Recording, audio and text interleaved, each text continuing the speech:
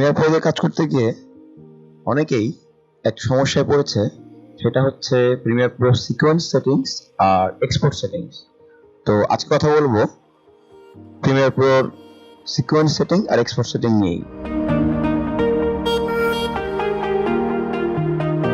এই সেটিংসগুলো ঠিক না থাকলে আমাদের ভিডিওর কোয়ালিটি লস হতে পারে। তো আমরা চেষ্টা করব যাতে আমাদের ভিডিওর কোয়ালিটি লস না হয়।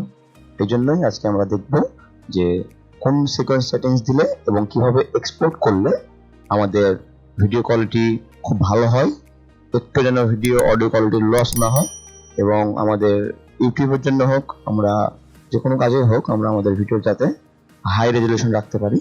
তো আজকে দেখব এই বিষয়ে। প্রথমে আমরা আমাদের কাঙ্ক্ষিত সফটওয়্যার প্রিমিয়ার প্রোতে চলে যাব।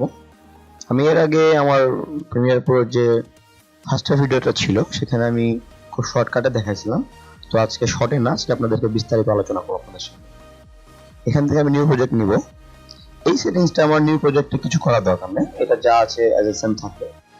করার পরে যখন আমার সামনে এরকম একটা ইন্টারফেস আসবে, তখন আপনাদের যেটা করতে হবে, আপনাদেরকে একটা সিকোয়েন্স তৈরি করতে হবে।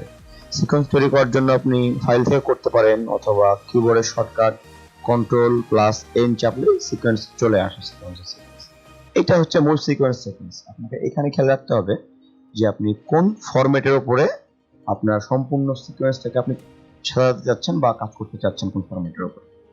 তো এখন তো টোটালি নরমালি আমরা কাজ করে থাকি আমাদের ভিডিও রেজলিউশন যাতে 4K হয়, যাতে খুব হাই রিলেটেড হয়।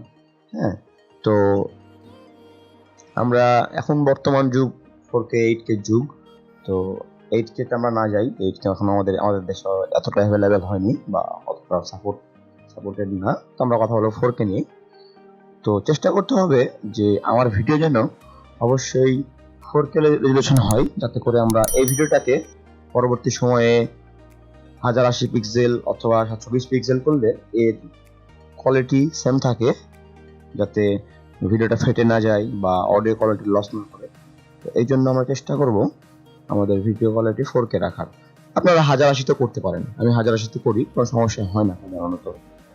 তো এখানে দেখেন যে এখানে অনেকগুলো ফরম্যাট আছে। আপনি এই যে 1080 পিক্সেল যেটা আছে, এখানে আপনারা ক্লিক করলে এই যে আপনার এখানে 1080-24, 1080-25, 1080-25, 1080-30। হ্যাঁ, এইটার মানে হচ্ছে যে আপনার রেজুলেশন 1080, বাট আপনার ফ্রেম রেটটা আপনি কত যাচ্ছেন, আপনি কত ফ্রেম রেট নিয়ে কাজ করবেন। আপনার ভিডিও যদি হয় 60 ফ্রেম রেটের, আপনি যদি সিকোয়েন্স সাজান 25 ফ্রেম রেট দিয়ে বা 30 ফ্রেম রেট দিয়ে, তাহলে কিন্তু আপনার যেই 60 ফ্রেম রেটের যে ভিডিও কোয়ালিটি সেটা কিন্তু 30 এ অটোমেটিক কনভার্ট হয়ে যাবে। তো আপনাকে মনে রাখতে হবে আপনার ফ্রেম রেট, আপনি যে ফ্রেম রেটে ভিডিও ফুটেজ শুট করবেন, আপনার এডিটিং এর সময়ও সেম ফ্রেম রেটে থাকা লাগবে। তো আমি যেহেতু আমার ভিডিও শুট করা আছে 60 fps দিয়ে, ফ্রেম রেট দিয়ে 60 fps নিব। আর আপনারা যেটা করতে পারেন 4K এর জন্য যেটা আপনারা সেটিংস নেবেন, সেটা হচ্ছে এখান থেকে রেড ক্যাম, এই যে রেড 3D তে আসলে আপনারা দেখতে পাবেন এই যে HD 4K। এখানে আসলে আপনারা HD 4K তে অনেকগুলো পেয়ে যাবেন, সেটিংস পেয়ে যাবেন, টেমপ্লেট। এখান থেকে আপনারা 25 ফ্রেম রেট, 29 ফ্রেম রেট, এইটাকে আপনারা চাইলে কাস্টমাইজও করতে পারেন। সেটা হচ্ছে সেটিংসে যাব আমি, সেটিংসে এডিটিং মোড, এখান থেকে আপনারা সিলেক্ট করে দিবেন কাস্টমে সিলেক্ট করার পরে আপনারা কত ফ্রেম রেট নেবেন। এখানে দিলাম আমি 60 ফ্রেম রেট। আমাদের এখানে স্ক্রিন সাইজ কত হবে, এখানে আমাদের হরিজন্টাল ভার্টিক্যাল দিয়ে এখানে আমি কত পিক্সেল অ্যাকসেপ্ট রেশিও নিব, আমি ফিল্ডস, ডিসপ্লে ফরম্যাট, হ্যাঁ, আমি স্যাম্পল রেট দেওয়ার পরে আপনি এখানে সেভ প্রিসেট দিয়ে আপনি এখানে একটা নাম দিলেই, আমি দিলাম এখানে মাই প্রিসেট, মাই সিকোয়েন্স দিলাম, এখানে এসকিউ দিলাম, দিয়ে আমি ওকে করে দিলে এটা আমার সেভ থেকে যাবে।